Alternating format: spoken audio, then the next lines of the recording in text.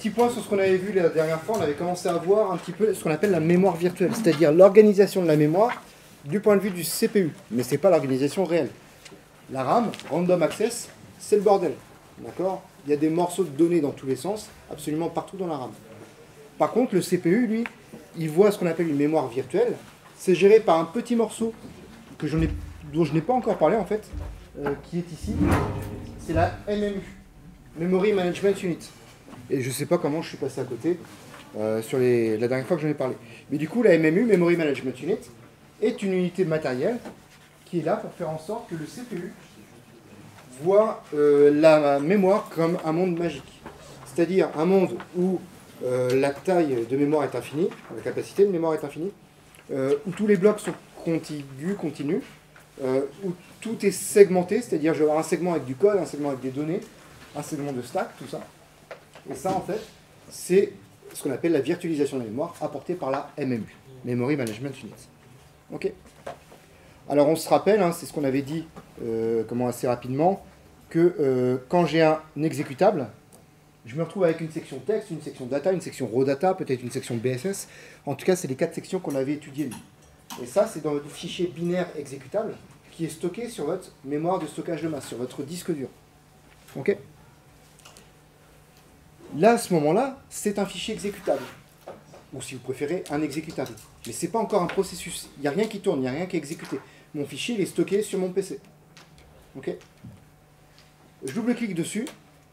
Ça va devenir un processus. Alors, je me corrige un petit peu.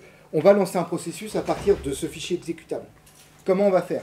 Eh bien déjà, les sections texte, data, BSS et raw data vont être traduites en segments. Le segment de code qui est issu de la section texte, donc qui contient les instructions, qui est en read-only et qui contient du code. On a le segment data qui est en read-only. Donc celui-là, c'est un segment qui provient de la section raw data. Okay. Et on a un autre segment de data qui lui est en read-write, qui lui est issu des sections data et BSS. Okay. Donc en gros, vous avez 3 segments qui sont créés au moment où vous lancez votre processus, donc au moment où il va être géré par votre système d'exploitation et on va lui attribuer des ressources ou non. Et du coup, ces 3 segments proviennent en réalité de 4 sections qui sont dans votre fichier binaire exécutable stocké sur votre disque dur. Ok. Donc ça, c'est la première étape. Et ensuite, il y a 2 autres segments qui apparaissent. Le segment de stack, qu'on a commencé à voir, et le segment de heap, qu'on n'a pas commencé à voir. Ok. En plus de tout ça, il y a d'autres choses. Ce process-là que vous voyez en mémoire, il en existe plusieurs. Hein. J'ai je ne sais pas combien de process qui tournent en même temps sur mon PC. Voilà. Et donc j'ai ça en plusieurs exemplaires. Et en plus, j'ai dans ma mémoire aussi des librairies partagées qui vont pouvoir être utilisées par n'importe quel processus. Typiquement, printf, scanf sont des librairies fournies par libc, glibc, qui se trouvent sur dans la mémoire. Ok. Une manière de résumer tout ça, c'est ce qu'on voit ici. Ok. Oui, j'ai bien mis la pastille sur ce schéma-là. Ok. Je ravance encore vite, hein, parce que c'est les diapos qu'on a vus la dernière fois. À savoir, mon processus, quand il tourne, je peux arriver à identifier le processus. Et quand j'affiche avec la commande suivante le mapping mémoire de mon processus, je vais voir que j'ai ça qui est lié à la location statique, avec notamment un segment en lecture seule et exécution. Donc c'est mon segment de code. J'ai un autre segment en lecture, écriture, mais pas exécution. Ça, c'est mon segment data. Voilà. À côté de ça, on voit un segment de heap qui apparaît, un segment de stack qui apparaît. Il y a d'autres segments qui apparaissent, on ne va pas s'en occuper. Et en plus de ça, il y a des segments qui sont ici, qui sont liés libc. Donc en fait, ce sont les fonctionnalités apportées par les librairies C. Okay, donc printf, scanf, malloc, tout ça. Et ces fonctions étant appelées à la volée, il y a un linker dynamique qui est là, donc le ld231.so, qui est là justement pour dire mon exécutable, je n'ai pas besoin de compiler le printf à l'intérieur. Okay. Par contre, j'ai juste besoin au moment de l'exécution de ce processus-là, de dire il faut aller chercher le printf qui se trouve à tel endroit. Donc on a un linker dynamique qui intervient ici. Un peu comme le linker le fait dans la chaîne de compilation. Sauf que là, on le fait à la volée pendant l'exécution. Yes. Donc ça, c'est l'état des lieux de ce qu'on avait, de ce qu'on a commencé à étudier. Ce qu'on peut voir, c'est que, ce qu'on a vu, pardon, c'est que la pile j'ai les données du main, par-dessus j'ai posé les données de la fonction f1, par-dessus les données de la fonction f2, et quand je quitte, paf, j'ai supprime petit à petit. On a vu que c'était faux le terme supprimer. On va en reparler après. Qu'est-ce qu'on avait vu d'autre? On avait vu que, en fait, entre tout ça, j'avance. Je crois qu'on s'était arrêté là, du coup, à la limite, je vais pouvoir le refaire tout doucement. On sait qu'à ce moment-là, je ne sais pas si j'ai les pointeurs qui apparaissent. Non, j'ai pas les pointeurs qui apparaissent. Donc j'ai mon base pointer qui pointe toujours vers la base du contexte de la fonction courante, et mon stack pointer qui pointe toujours vers le sommet de pile. Okay, le stack pointer n'est pas forcément lié à une fonction, il va évoluer avec le sommet de pile. Par contre, mon base pointer, lui, il va évoluer avec la fonction dans laquelle je rentre ou laquelle je quitte. Donc là, admettons, je suis en train d'exécuter le main, c'est-à-dire que j'ai fait mon push RBP, nanana, j'ai fait mon move queue RSP RBP, c'est-à-dire que j'ai réussi à poser mon RSP et mon RBP ici. Donc là, j'ai une certaine zone de données. En fait, quand je regarde ma fonction main, je sais que j'ai pas de données intérieures. C'est-à-dire que la zone d'épaisseur, enfin la zone que vous voyez ici, est normalement d'épaisseur nulle. Mais bon, ça c'est pas grave. C'est pour l'explication. Qu'est-ce que je fais au moment où je fais un call? Le call 1139, qu'est-ce qu'il fait lui? C'est une question. Le call 1139, qu'est-ce qu'il fait? Il colle la fonction qui a l'adresse 1139. Enfin, il va à l'adresse 1139. Il va à l'instruction d'adresse 1139. Donc ça veut dire qu'on va quitter l'instruction 11.2D et on va sauter à l'instruction 1139. Ok, ça il fait ça, je suis d'accord. Mais avant il fait quelque chose d'autre. Ouais. Parce qu'il doit se rappeler qu'il doit revenir ici après. Effectivement, après le call, il doit se rappeler qu'au moment où il rencontrera le return, il devra venir à l'adresse, à l'instruction de l'adresse 1132. Ah, c'est dire qu'il stocke. Donc c'est-à-dire qu'il stocke 1132 sur la pile. Ok. Donc le call, il stocke la valeur de RIP sur la pile. IP c'est l'instruction pointer. Donc il copie, enfin, il pose cette valeur-là sur la pile, et après il modifie la valeur de RIP pour accéder à l'adresse demandée, à savoir 1139. Donc là j'arrive là, 1139. La première instruction que j'exécute, c'est le push RBP. Je ne l'ai pas encore marqué là. S'il doit manquer un truc. On recommence. Toc, toc, toc, toc, toc. Voilà. Donc là, je stocke le BP avec cette instruction 139. Je stocke le BP de ma fonction main. Ok, l'idée sera de pouvoir y revenir plus tard. Je le stocke. Ensuite, je fais un move Q RSP RBP. Mon RSP, il est en sommet de pile à ce moment-là. Mais mon BP, il pointe toujours vers la base de mon main. Donc qu'est-ce que je fais? Je lui dis, paf, mon BP, tu t'alignes sur le RSP, sur le sommet de pile. Et ce qui fait que mon BP, maintenant, il va pointer vers cette adresse-là, qui va me donner une certaine zone pour ma fonction F1, qui apparaît là. Je fais un sub 10 RSP, ce qui me permet de réserver 16 octets. Okay. Parce que le 10, c'est en hexadécimal. Donc je peux sauvegarder 16 octets ici d'espace. Donc mon BP il est en bas de la zone bleue et mon SP il est en haut de la zone bleue. Ok. Là j'ai le passage d'argument, nanana. Je ne sais pas si vous avez reconnu, mais au final c'est l'exercice de TB. Oui. Voilà. Ensuite on fait le call. Le call, qu'est-ce que je vais faire? Call 11.5b. On va faire la même chose qu'on a fait pour la fonction 1. On va faire la même chose, c'est-à-dire on va ajouter la position 11.55 pour se rappeler où nous devons retourner. oui, on sauvegarde effectivement l'adresse de retour 11.55. Et après Et après le base pointer de la fonction 1. Non, Non, non, après le... ok, on va à la fonction. Après, on va à l'instruction d'adresse 11.5b. Ah, oui. Donc, effectivement, j'arrive à l'instruction 11.5b. Et là, l'instruction 11.5b, je rentre dans la fonction 2. Qu'est-ce qu'elle fait dans la fonction 2? Elle va sauvegarder le BP de la fonction appelante, de la fonction f1. Et là, après, pof, j'ai les données pour ma fonction f2, et là, je suis content. Ok. Je crois pas que j'ai le sens retour là, ça va être la diapo d'après. Et là, en fait, ce qu'on observe, c'est que vous avez les zones qui sont marquées en bleu, c'est ce qu'on appelle les frames.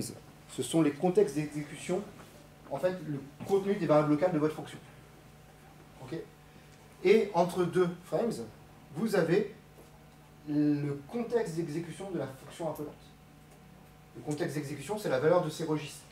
Okay.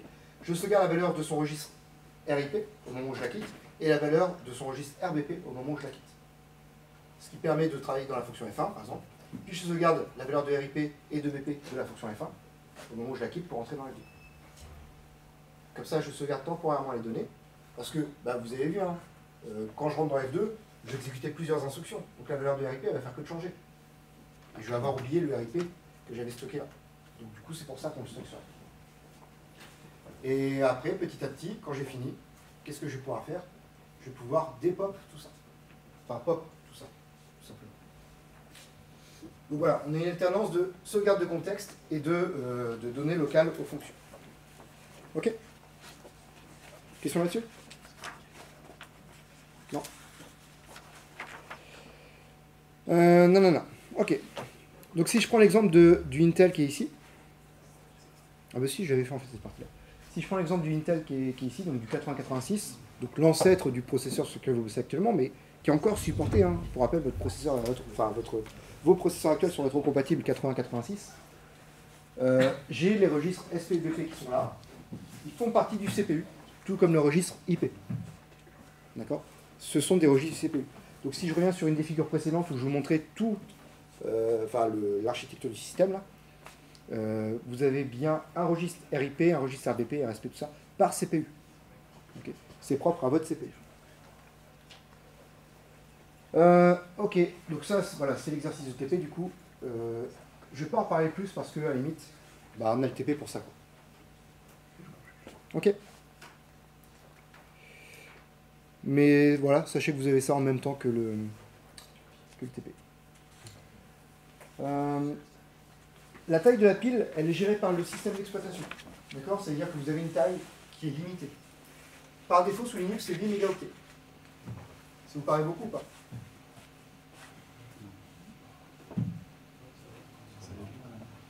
Si on compare à la taille de la RAM c'est combien? Gigaoctets, donc on va dire il y a un facteur 1000. Ok, voire 2000, voire 4000 si vous êtes bien équipé. Du coup, effectivement, c'est assez peu. Et bon, est-ce que c'est assez peu parce que j'ai beaucoup de processus qui doivent tourner sur la machine? On pourrait se poser la question autrement. 8 mégas. Quel genre de données je peux manipuler avec 8 mégas? Je peux manipuler des tableaux. Okay. Des matrices. Si je travaille avec des grandes matrices, ça commence à être compliqué. Typiquement une image. Une image, vous pouvez avoir des images qui arrivent pas loin déjà de 4 mégas, quoi. Voire même plus. On parle de vidéo, on parle de jeux vidéo. On est quand même beaucoup plus grand que ça en besoin de mémoire. Okay. Ça veut dire que pour gérer des grandes quantités de données, on n'utilisera pas la stack. Okay, on utilisera autre chose, on va le voir juste après. La taille du coup de la stack, par défaut, là je peux avoir avec du limite, donc c'est les limites du système. -S c'est pour show, donc je montre, non c'est pour stack, pardon, je montre la taille de la stack. 8192 octets. Okay. Je peux la modifier si je veux. Je peux la modifier et la faire passer à 16 mégaoctets. Donc je peux demander à mon OS, par défaut, de dire en fait tous les process, tu vas les mettre à 16 mégaoctets de stack ou 4 mégas de stack plutôt que 8. Ou alors je peux laisser une taille par défaut au niveau de l'OS et aussi aller dans le programme et dire et faire en sorte que le programme demande au système d'exploitation est-ce que à moi, juste moi, tu peux m'augmenter ou diminuer ma taille de stack. Donc ça on en reparlera en TP vite fait, mais voilà, sachez que c'est faisable. Donc en bref, il y a deux choses à retenir sur le procédé d'allocation de la stack. C'est l'allocation dynamique. Okay, c'est toutes vos données là qu'on a pu voir, par exemple avec les schémas qui sont là. Toutes les données qui sont ici ne sont pas stockées du tout dans votre fichier exécutable. Okay, contrairement aux variables globales qu'on avait vues. Et d'ailleurs, vous voyez peut-être pourquoi maintenant les variables globales, elles sont stockées dans le fichier et pas là. Parce qu'elles vont se faire écraser sur le... Ouais. En fait, il faut que je reprenne. Bah oui, tiens, très bien, c'est figuré. Toc. Quand je quitte ma fonction, la donnée elle disparaît. Ok. Donc ça veut dire que sa durée de vie. Enfin là, vous voyez la durée de vie des variables qui sont stockées là. C'est quoi leur durée de vie? Non, pas du programme. De la fonction. La durée de vie d'une variable locale, là, je rentre dans ma fonction. Je rentre dans ma fonction F2.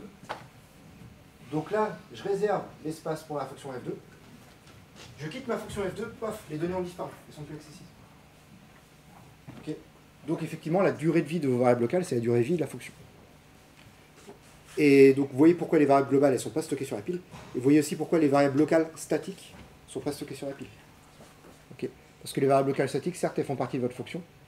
Mais si vous quittez votre fonction, bah, toutes les variables locales, en gros, disparaissent. Et donc quand vous revenez dedans, vous réécrasez les valeurs. Donc c'est pour ça qu'elles sont allouées statiquement dans le fichier exécutable au départ, et donc dans le segment data par la suite, pour arriver à conserver les données. Donc deux choses à mémoriser sur la stack. Première chose, allocation dynamique. Donc c'est géré dynamiquement, c'est pas géré à la compilation, c'est géré à l'exécution. Et deuxième chose, c'est que c'est de l'allocation automatique. C'est pas vous qui avez demandé à réserver 16 octets. En tout cas, vous ne l'avez pas demandé explicitement. Vous avez demandé à réserver un char, un short et 2 int. Okay.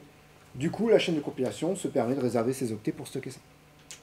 Mais c'est pas vous qui l'avez demandé. C'est pas une allocation explicite comme le malloc. Ok. Donc voilà, elle sauvegarde les données locales aux fonctions, elle sauvegarde le contexte, donc c'est-à-dire le BP et le IP de la fonction implante. Et voilà. Donc et le dernier point, j'en parle pas parce qu'en fait, selon les années, ça change. Voilà. Je devrais même l'enlever d'ici en fait, puisque ça n'a rien à voir avec la stack. Et du coup, de taille relativement modeste. Ok. Question ? Alors on peut passer au heap. Donc le heap, on appelle aussi le tas. Lui, il est là pour gérer tout ce qui est allocation dynamique explicite, c'est-à-dire demandé par le développeur. Vous connaissez deux manières de faire, malloc, ou calloc en C++ et tous ses dérivés, quoi, et new en C++. Non, du coup malloc, calloc en C. Pardon. Ok, comment ça fonctionne ? Ça fonctionne, voilà, vous dites, je veux, par exemple avec malloc, je veux, tant de données de la taille d'un double, ou de la taille d'un char. Et vous obtenez quoi en retour ? T'as dit quoi ? Une adresse, ouais. Vous obtenez l'adresse qui va pointer vers la zone qui vous concerne. Ici, j'ai illustré les pointeurs par des couleurs. Voilà, j'ai un pointeur vers des flottes, un pointeur vers des chars, un pointeur vers des doubles. Et je fais 3 allocations différentes. Avec le premier, combien d'octets je réserve ? Avec le premier malloc.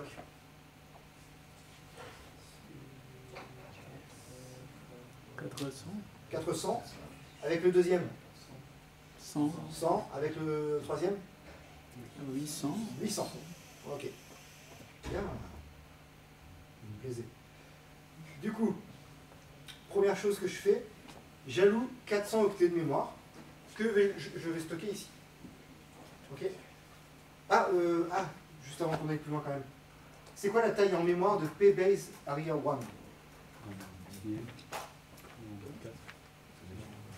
Cette variable-là, elle occupe combien d'octets en mémoire? La variable PBase Area 1.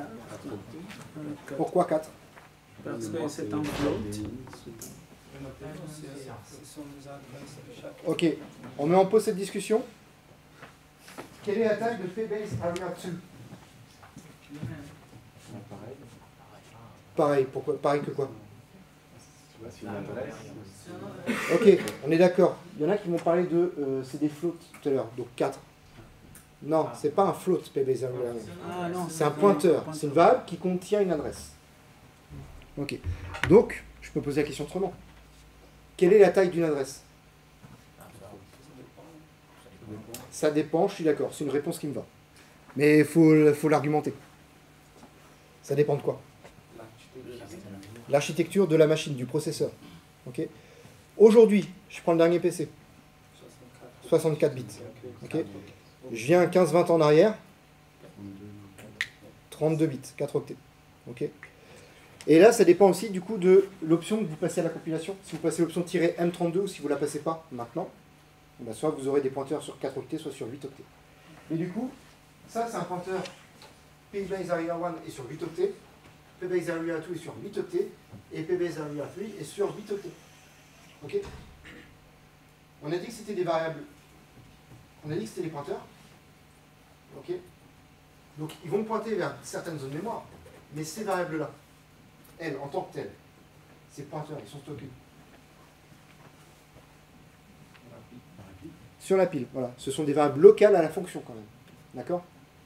Donc on a 3 variables locales à votre fonction main, donc qui vont être stockées sur la pile. Et dans ces 3 variables qui sont sur la pile, on va avoir une adresse qui pointe vers un autre segment mémoire qui est le heap. Et donc, première allocation dynamique, je réserve 400 octets et j'ai mon pointeur praise area 1 qui va pointer là. Je continue, deuxième allocation, je réserve 100 octets et j'ai mon autre pointeur qui se trouve affecté à une certaine adresse. Et ensuite, troisième pointeur qui est ici. Alors je ne parle pas des autres pointeurs qui vont gérer le heap, il y en a notamment un qui s'appelle TOH, type top of heap, qui est là pour indiquer le sommet de la pile. Ok. Qu'est-ce que je fais quand je fais un free? L'instruction qui va suivre juste après là, free pbase area 2. La mémoire, les 5 bytes, Ouais.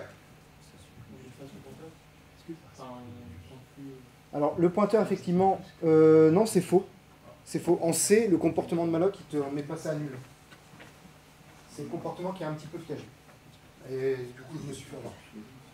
Non, il ne le met pas à nul, mais par contre, effectivement, les données vont être considérées comme des alloués. Ce qui se passe, c'est qu'il se passe un trou, en fait, dans votre zone mémoire ici. Ok. Par contre, derrière, quand je cherche à réallouer la donnée, une autre donnée, donc vous envoyez une nouvelle allocation sur Pbase Area 2, qu'est-ce qui se passe? J'alloue combien d'octets là? 200. Et en fait, paf, je fais descendre le tout, je compresse vers le bas, et je rajoute mes 200 octets aussi. Donc là, j'ai plus d'espace vide. Ok. Alors, j'arrive. Qu'on soit d'accord, là, encore une fois, c'est pas ce qui se passe en mémoire physique, c'est ce qui se passe en mémoire virtuelle. C'est la Memory Management Unit qui s'occupe de faire ça et de faire croire au processeur que toutes les données pointées par Pbase Area 2, elles sont, j'ai 800 octets consécutifs. Alors qu'en réalité, je vous l'ai dit, dans la RAM, vous allez en avoir absolument partout dans la RAM. Ouais. Là, c'est parce qu'on a pris 200 que ça explose, mais si on avait pris 100, est-ce que ça aurait remplacé? Je ne suis pas rentré dans les détails, je ne sais pas. En fait, on verra au deuxième semestre un cas particulier parce qu'on n'a pas de MMU sur les processeurs, mais dans certains cas, on essaie de gérer l'allocation dynamique quand même. En un mot, c'est dangereux. En plus de mots, il y a moyen de contourner, mais il faut être prudent. Mais ça, on en reparlera au deuxième semestre. Maintenant, du coup, c'est bon. Du coup, MMU, c'est ça, virtuel, mémoire Ouais, virtuelle. c'est ça. Ouais, parce que je pensais que l'adresse, du coup, elle bougeait, mais Non. le pointeur, du coup, change pas de valeur. Bah si, le pointeur va changer de valeur. Si. Ah, donc le pointeur change de valeur. Ouais, mais en fait, les adresses que tu as ici sur la gauche, là, ce sont des adresses virtuelles. C'est-à-dire que ce n'est pas l'adresse d'une case dans la RAM. Et du coup, la valeur de la variable. C'est une adresse virtuelle. La valeur qui est stockée là-dedans, c'est par exemple Pbase Area 2. Bah, c'est ça. plutôt Pbase Area 3. Genre, elle a toujours existé, mais là, du coup, elle a bougé, donc elle a changé entre temps. Ah, Elle a pas changé. C'est juste virtuel. je pourrais pas dire, il faudrait faire le test. Ok. Ouais, il faudrait faire le test. Ok. Ok, et après je fais le free et le free, et du coup j'ai séparé, enfin j'ai supprimé toutes mes données. Ok. Alors c'est quoi l'intérêt d'avoir un tas par rapport à la stack? Je vous ai apporté une limitation sur la stack tout à l'heure. C'est quoi une limite de la stack? C'est quoi la taille de la stack? Par défaut, 8 mégas. 8 mégaoctets. Et bien là, du coup, je peux faire ce que je veux, quoi. Je peux allouer beaucoup plus d'espace sur le heap. Le heap, sa taille théorique maximale, illimitée. Ok, ça veut dire qu'au final, bah pourquoi c'est limité d'ailleurs? Parce que c'est une mémoire virtuelle. D'accord? La MMU virtualise la mémoire et vous fait croire qu'il y a un espace illimité pour votre CPU.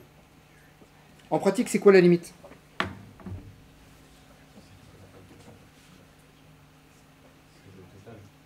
C'est-à-dire, qu'est-ce que tu appelles le total?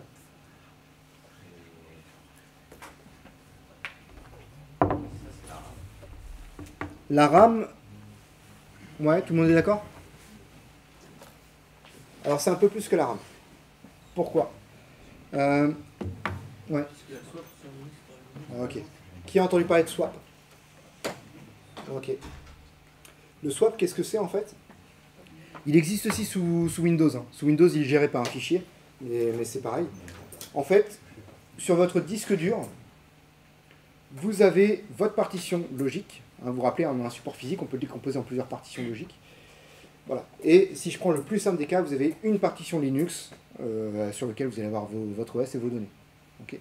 Et en fait, il y a une autre partition qui est réservée quand même, qui va être d'une certaine taille, et qui va être là pour faire une extension de la RAM.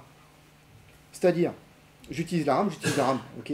Pourquoi le processeur travaille avec la RAM et pas le disque dur? C'est surtout beaucoup plus rapide. Mais le fait que ce soit plus proche est un lien. Ok.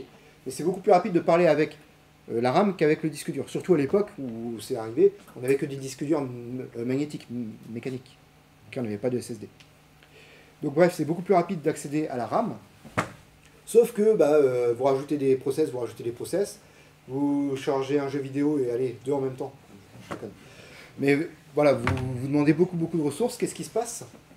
Votre RAM, elle est pleine. Ok. Et qu'est-ce qu'on fait pour ne pas bloquer le système? En fait, on a une extension de la RAM sur le disque dur. C'est-à-dire, tant pis, je vais ralentir les échanges. Les zones de RAM qui ne me servent pas trop là, ça fait un peu longtemps que je m'en suis servi, mais je ne dois pas les supprimer, mais ça fait longtemps que je m'en suis servi quand même. Et je les copie-colle sur une portion du disque dur qui s'appelle le swap.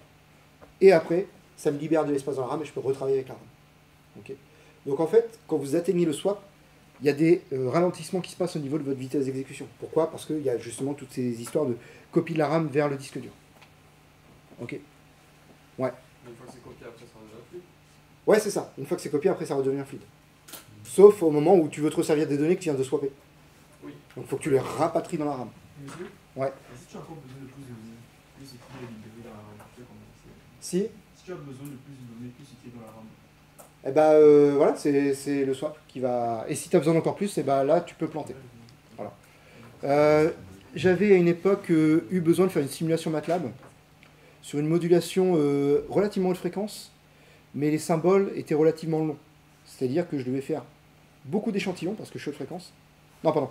Beaucoup d'échantillons parce que je suis sur une longue période de temps, mais avec un delta temporel entre chaque échantillon très petit, parce que je voulais moduler à très haute fréquence. Au départ, donc sous MATLAB, les simulations elles me prenaient 12 heures. Donc c'est bien, tu lances ça la nuit et puis tu revois le lendemain matin pour te rendre compte que tu avais oublié un truc et pour relancer. Bref, vous voyez comment ça marche. Et en fait, au bout d'un moment, j'en ai eu marre. Je pense que vous me comprenez. Et j'ai regardé au final, ce qui est bien avec MATLAB, c'est que vous voyez la quantité de données qui est utilisée. Et ça dépassait pile 8 gigaoctets, qui était ma RAM à l'époque. Et du coup, je me suis dit, je vais racheter de la RAM. Je suis passé à 16 Go. J'en ai profité pour acheter une carte graphique, mais ça n'a rien à voir. Et du coup, je suis passé de 12 heures à 12 minutes de simulation. Donc, voilà. En fait, pourquoi ma simulation a fonctionné? Parce que j'avais suffisamment d'espace de mémoire. Mais pourquoi elle était longue? Parce que j'avais, dans cet espace mémoire, proportionnellement, trop peu de RAM et en fait j'utilisais le swap du coup. Et c'est ça qui m'a ralentissé beaucoup. Ouais. Si on a besoin des données qu'on a copiées dans le disque dur, Ouais. la RAM elle est encore pas. En fait il a un algorithme qui va être, souvent ça s'appelle LRU. Enfin, j'imagine que celui qui a implémenté c'est le LRU, Least Recently Used. Et c'est celui qui a été utilisé le moins récemment qu'on va mettre en swap. Yes? Question? Alors l'usage du swap a tendance à diminuer. À l'époque, on disait ouais, il faut au moins une demi-RAM, entre une demi-RAM et une fois et demie la RAM pour le swap. Ok. Donc à l'époque, ça veut dire que pour une RAM de 4 Go, il fallait mettre entre 2 et 6 Go de swap. 2 et 6 Go sur le disque dur à sacrifier, c'est raisonnable. Ok. Mais maintenant, on a 16 Go. Alors sacrifier 30 Go sur le disque dur, ça devient moins raisonnable, mais d'un autre côté, 16 Go, ça devient suffisant quand même pour pas mal d'applications. Donc voilà. Yes? Ouais. Si on ne dépasse pas la taille de la RAM, la swap... Elle sert pas. Effectivement. La swap, elle est là que en cas de besoin, quoi, d'absolue nécessité. Quel est l'intérêt d'avoir une swap plutôt que d'avoir plus de RAM? Il n'y a pas d'intérêt d'avoir plus de swap que de RAM. Le swap est juste là, c'est toi tu as de la RAM, qu'est-ce que tu fais dans l'hypothèse où ta RAM est pleine? Si tu veux avoir plus de RAM, tu peux. Est-ce que tu peux rajouter des barrettes de RAM sur les PC portables? C'est un peu plus dur par exemple, de rajouter des barrettes de RAM. Des fois tu n'avais pas d'emplacement de RAM supplémentaire.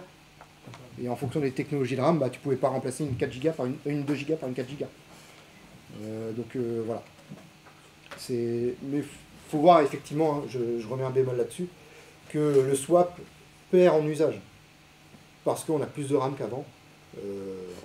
Et voilà, quoi, il y a moins besoin de swap. D'ailleurs, Ubuntu, avant, demandait la taille du swap que tu voulais mettre, et maintenant, je crois qu'il te l'impose plus. Je sais plus, à l'instant. S'il impose. Ouais. Ok.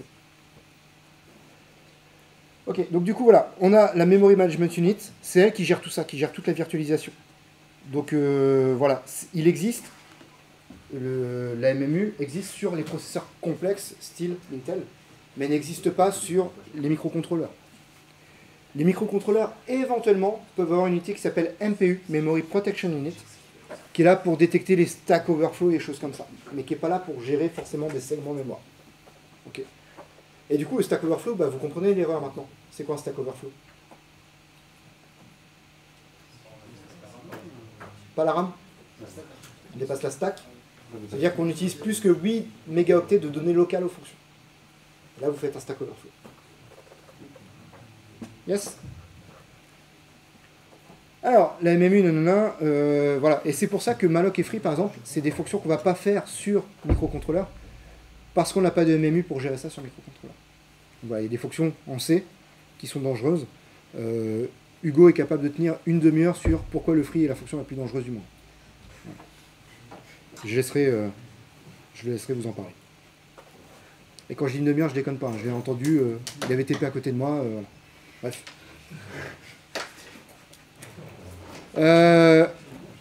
Alors en bref, le heap, il fait quoi? Il fait l'allocation dynamique, donc comme la stack. C'est un segment qui est utilisé pour l'allocation dynamique comme la stack.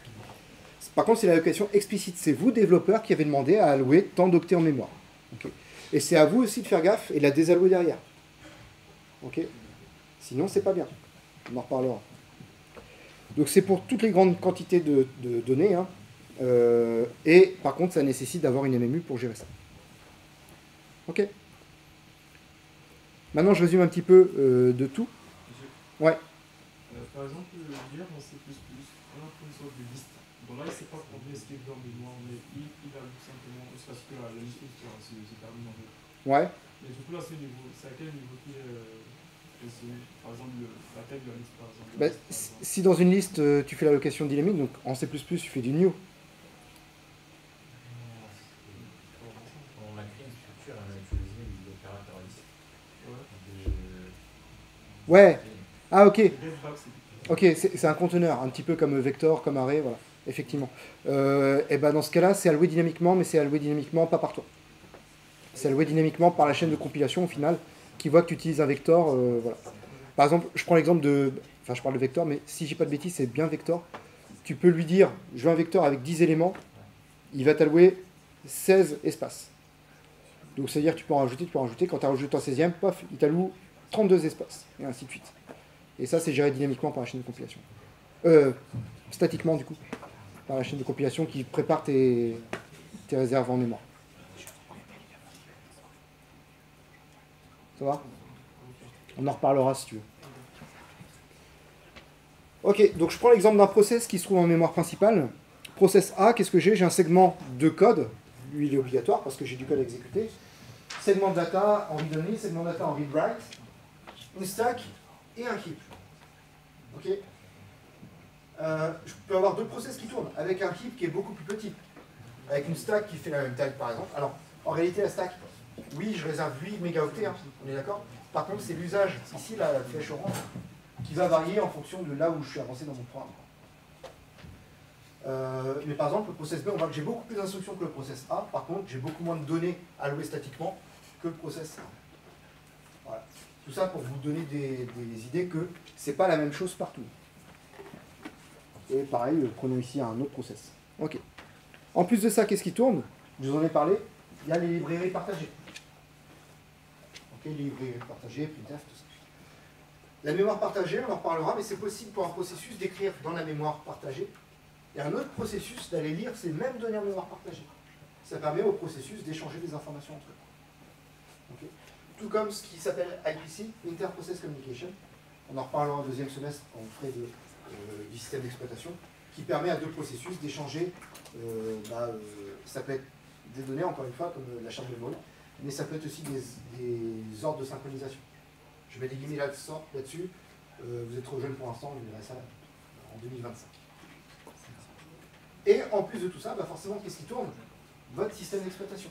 Okay, parce que c'est votre système d'exploitation qui va aller administrer tous ces processus-là pour leur laisser accéder à un petit peu de mémoire, un petit peu de temps processeur, tout ça. Système d'exploitation, c'est lui qui permet d'exploiter le matériel. Donc vos processus demandent au système d'exploitation, on a vu le malloc tout à l'heure.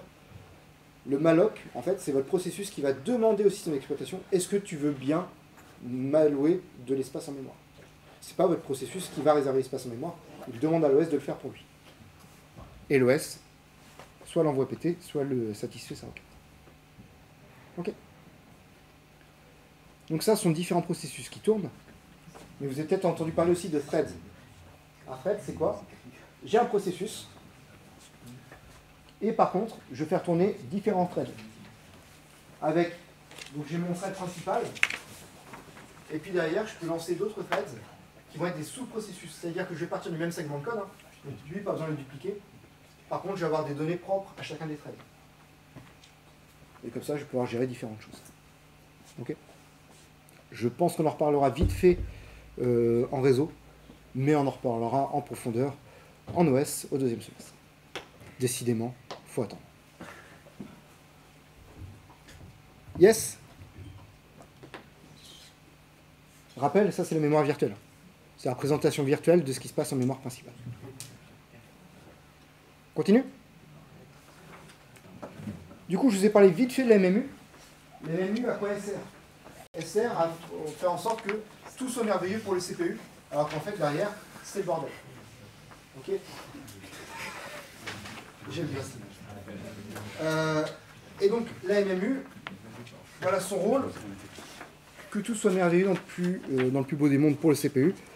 Et il va essuyer tous les plâtres, il va tout gérer au dernier moment pour arriver à trouver de l'espace, à trouver des octets en mémoire, choses comme ça.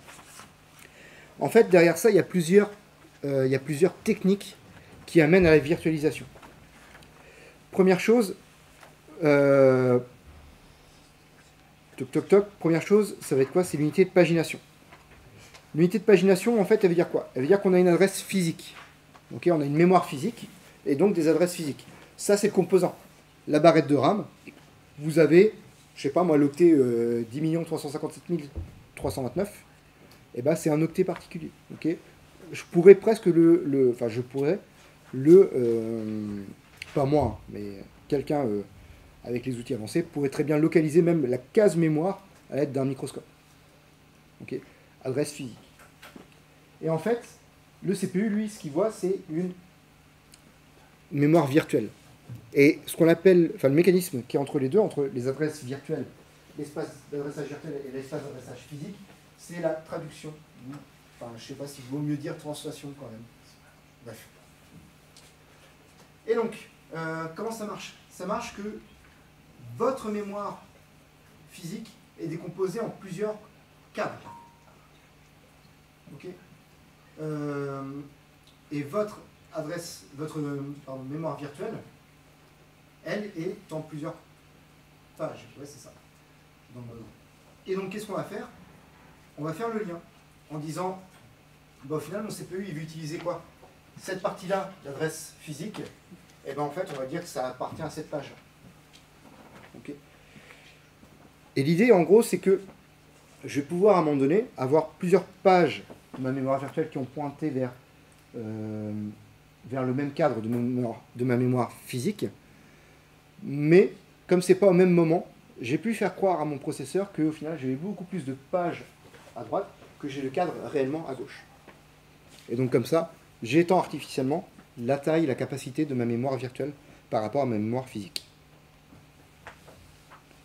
Et si besoin, du coup, justement, je vous ai parlé du swap. Ce qu'on va stocker, en fait, c'est pas forcément une donnée, c'est pas, allez, il manque 4 octets, donc je vais prendre un double quelque part et puis le stocker sur le swap. Non, je vais travailler par page, enfin par cadre. Pardon. Donc je vais prendre un cadre et je vais le stocker temporairement sur ma mémoire de masse pour pouvoir le conserver et le réutiliser plus tard. Je rentre pas dans les détails. La pagination, pareil, on pourrait en parler une demi-heure facile, et on n'aurait atteint que la surface des choses, parce qu'il y a différents algorithmes qui vont être là pour expliquer la translation, donc la conversion d'une adresse virtuelle vers une adresse physique. Quelle page je remplace, à quel moment je les remplace, tout ça. Voilà. J'ai pas envie de rentrer là-dedans, mais sachez que ce sont des mécanismes qui existent et qui sont quand même assez complexes. Ouais, pof. J'avance pour la pagination. Ouais, toc. Et juste pour vous montrer, du coup, sur les architectures IA32, donc les processeurs à partir du 80-386, on a 4 niveaux de pagination. En fait, on peut gérer des différentes tailles de pages, donc allant jusqu'à 1 giga par page, ce qui est quand même pas mal. C'est-à-dire que quand vous swappez, vous swappez le giga en entier, quoi. Et en fait, vous allez avoir différentes adresses qui sont gérées en fonction de la taille de ces pages. Donc soit vous avez peu de pages de grande taille, soit plein de pages de petite taille. En fait, en gros, ça va être... Il y a moyen en fait, de gérer ce qu'on appelle la granularité des pages. Donc à quel point vous voulez soit avoir beaucoup de choses à vous souvenir parce que vous avez beaucoup de pages, mais des pages plus petites et plus faciles à traiter, ou alors peu de pages, mais par contre avec une grande capacité de stockage chacune. De la même manière, presque, on a le TLB, qui est le Table Locusite Buffer, qui fonctionne, lui, avec les caches. Pourquoi le cache? En fait, on l'a vu, hein, le cache, son boulot, c'est de... par exemple, je prends la mémoire principale qui est ici, et la cache L2 contient une copie d'une portion de la mémoire principale. Okay, et la L1 contient une portion, une copie qui est une portion de la L2 qui est ici. Okay. Et du coup, il faut que je sache quelle portion je vais rajouter à quel moment. Et en fait, un peu comme les pages et les cadres, qu'on a vu tout à l'heure pour la pagination, en fait, les caches vont être composées en différentes lignes. Et je vais aller, si j'ai besoin d'une donnée, je vais aller la chercher dans une ligne de cache de la L2 et la copier dans une des lignes de la L1. Donc c'est juste que je vais avoir moins de lignes sur la L1 que sur la L2, moins de lignes sur la L2 que sur la L3, mais je remplace tous les éléments ligne par ligne. Et ça, c'est géré par le TLB du coup. Et si je regarde la structure d'un core i7, par exemple, la structure de cache d'un core i7, j'ai la L3 qui va alimenter la L2 qui va alimenter soit la cache L1 de données, soit la cache L1 d'instruction. Et je vais avoir mes TLB qui vont être ici pour savoir quelle ligne je vais chercher à quel moment dans quelle cache. Okay. Pour rappel, mon CPU, s'il a besoin d'une information, d'une donnée, qu'est-ce qu'il va faire? Il va d'abord regarder si elle se trouve en cache L1. Si elle ne se trouve pas en cache L1, il va regarder si elle se trouve en cache L2. Si elle ne se trouve pas en cache L2, il va regarder si elle se trouve en cache L3. Si elle ne se trouve pas en cache L3, il va la chercher dans la RAM.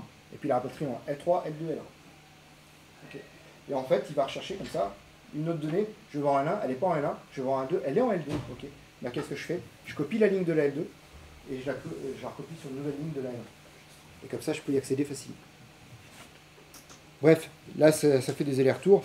L'idée, c'est de gagner en vitesse d'exécution, en vitesse d'accès, en temps d'accès à l'information. Ok. Le swap, du coup. Est-ce que ça vaut la peine que j'en parle? Je ne sais même plus que j'avais cette diapo-là. Donc c'est pour ça que j'en ai parlé tout à l'heure.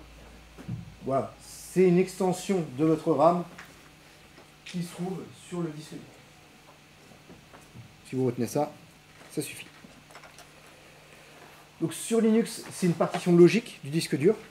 Sur Windows, c'est un fichier qui s'appelle patchfile.sys. Et voilà, c'est géré par ça. Il est possible sous Linux d'activer ou désactiver le swapping mémoire. Donc vous avez le taux de swappiness qui est ici, et sur lequel vous pouvez indiquer à quel point vous voulez utiliser le swap ou pas.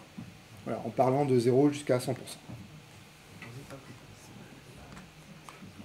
Yes. Alors, il y a d'autres techniques encore il y a d'autres choses qui sont gérées, d'autres mécanismes qui sont gérés par la MMU. C'est notamment la segmentation. La segmentation, en fait, c'est de dire que je ne vais pas avoir une adresse forcément de mémoire. je vais avoir une adresse par segment qui m'intéresse. Et comme ça, je vais pouvoir manipuler les segments indépendamment les uns des autres.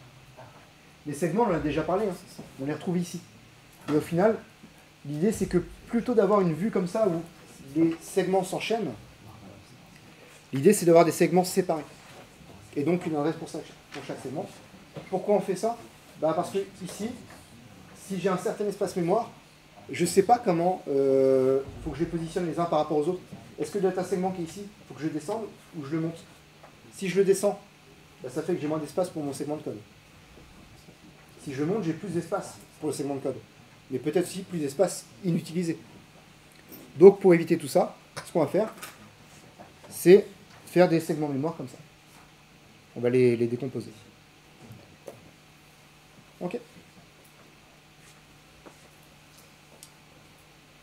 Et du coup, je me demande si on va être pas loin de la fin. Je préfère avancer, je vois que j'ai une alerte batterie sur mon PC. Ça pue, il me dit 4 minutes, je pense que ça va vite finir. Après voilà, la fin du cours là, c'est pas la plus utile. C'est juste des mécanismes qui sont intéressants à aller voir une fois qu'on veut essayer d'optimiser les performances, de comprendre un petit peu comment fonctionne la machine.